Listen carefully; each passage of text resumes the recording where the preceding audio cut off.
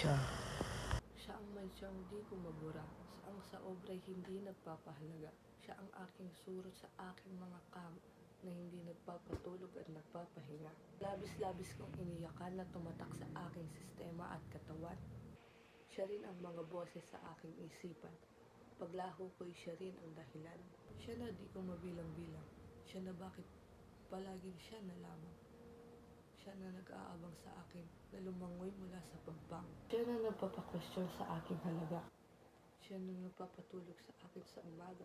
Ang nagpabigkas sa akin nakatagang tama na ang pagtsatsaga.